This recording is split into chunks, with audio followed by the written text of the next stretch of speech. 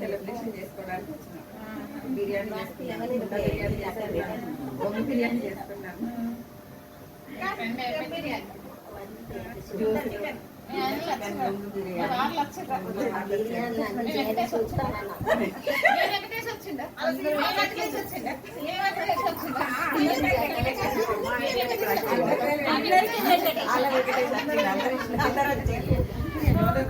ఇప్పుడు